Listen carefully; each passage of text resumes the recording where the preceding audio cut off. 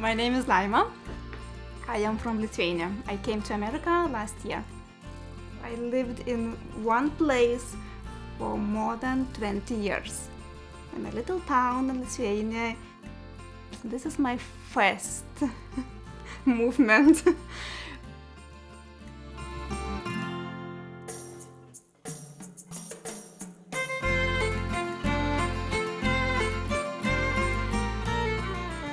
My family lives in America. My mom, my sister, so I wanted to live together.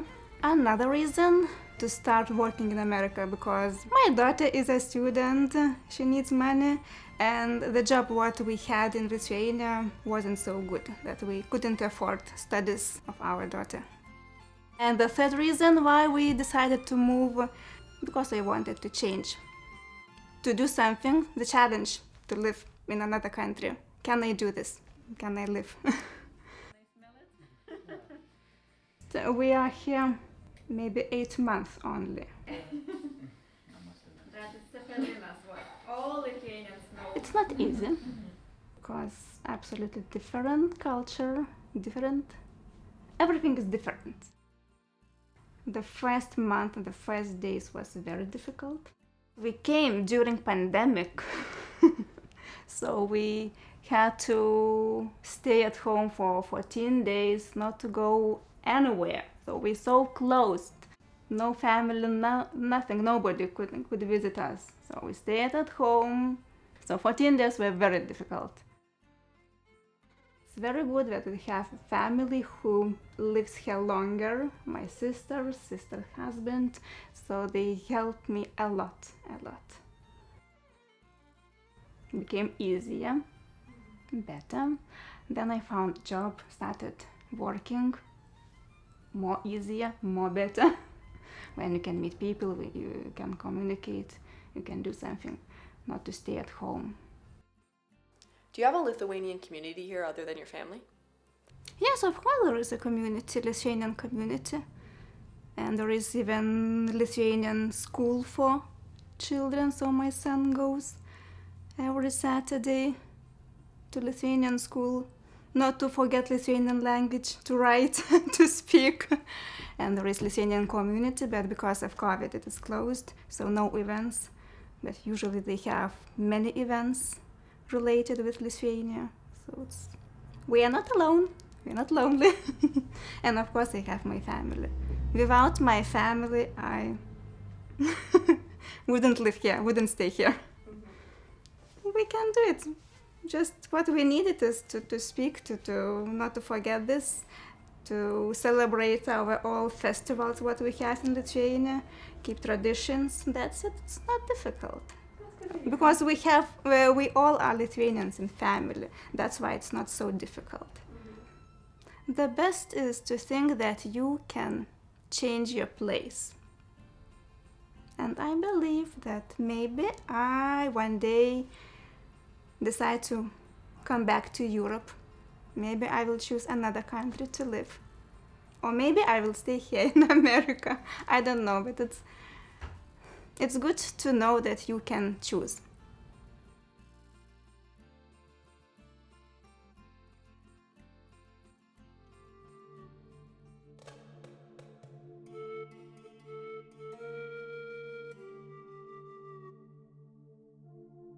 I'm Diab al-Mahanna, originally from Syria, from a small village back in the south of Syria. I was born in Basir and I every summer would go back to Basir, but I lived in Damascus and schooled in Damascus. And I lived until age 24.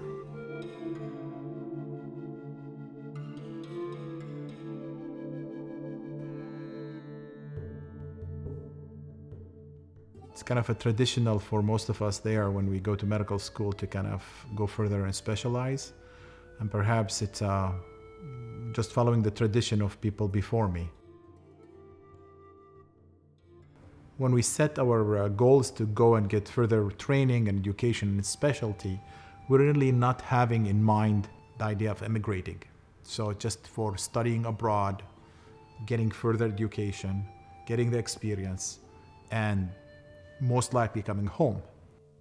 But I'm from a country that has not been stable too long in terms of peace and prosperity, and it's been always in the middle of a conflict. So some of us who left before did not come back to practice. Early on in life, when you come here to a different culture, you have something like almost a culture shock. I studied in English, all the books, but I did not speak the language. So the language is a barrier in the beginning, but then you find totally a different culture and rhythm.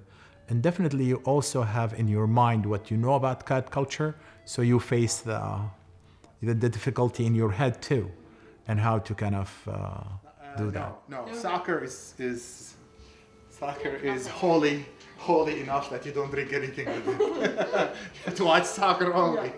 So that's Was having children a large aspect to why you stayed in the United States? It's probably yes. I mean, having the children and the safety for them, yes, more so than anything else. To kind of grow in a place, and yes, it will be far from their roots, but I wouldn't worry about them, because when that military conflict happened, I was here and the family was there, and they were very close to that border, so I was quite scared, I remember.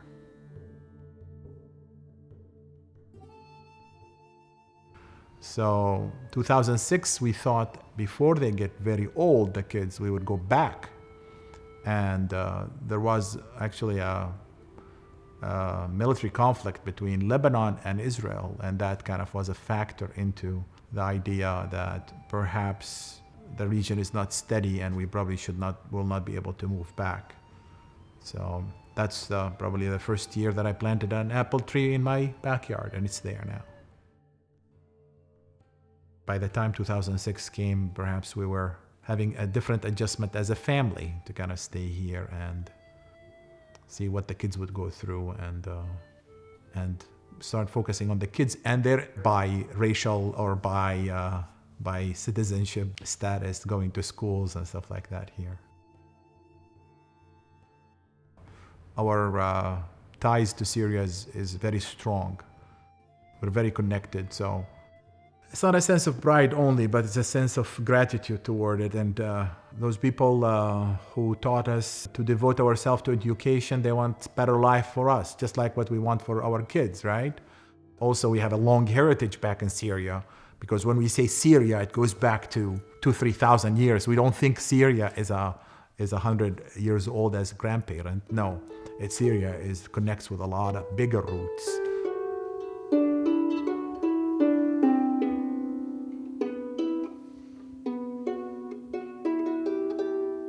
Yeah, so definitely I'm grateful more than really proud, and yeah.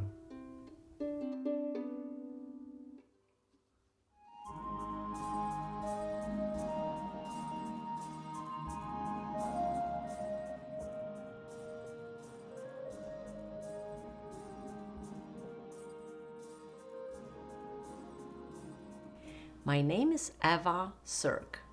I was born in Warsaw, Poland. I always lived in Warsaw. I was born there, I went to school, I graduated from my university, and then I moved to United States.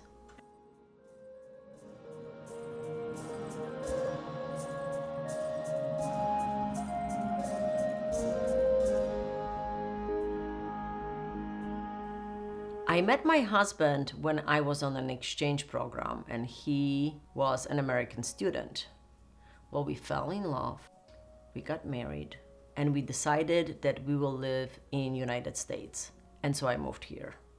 We lived in United States for 3 years, and then we moved to Poland for about 2 years. So we kind of tried living in United States and then living in Poland. And then we decided that it probably will be easiest and best for us if we lived in United States. Our middle daughter got very sick when she was an infant, and we ended up in the hospital. And we were in the hospital for like 7 days with something that here in United States would be probably treated outpatient.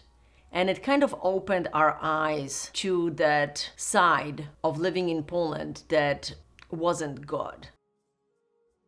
I did not realize how many little things we do every day that make us feel at home, that I missed so much. The things were just different. Not that I was missing anything. The food was different. Not that it was bad. It was different. The way that people talk, not that, we're not having fun conversation. It just was different. The subjects were different. It was so hard to put my finger on what is the difference. But there was the difference and I was missing it. I thought it would be actually easy. And then I moved here. Like it sank in. 3 to 4 months after I moved here, I started to really feel homesick. I found a Polish club that taught children how to speak Polish, how to dance Polish dances. We joined that club. It was just once a week, couple of hours long, maybe 3 hours long. All the parents were just sitting and waiting for the classes to be finished, and so we could talk with each other. We all needed that support from each other. I think what I realized is that there are certain traditions or things that I used to do in Poland that I just needed to bring here and do it here and continue doing them. And so one of the things is definitely food. The type of food that we prepare, how we eat food, how much food we eat, what is the style. And when people come over, we would like to just give them everything we have. So, and mostly it is food. We love being in Poland, but we really do love the life that we have in the United States. Okay, so I do have to tell you that those mushrooms I picked by myself. Oh no. Oh. Now they are not poisonous because we already ate from that batch and we're still here. Yeah, we've been So picking be mushrooms. not afraid.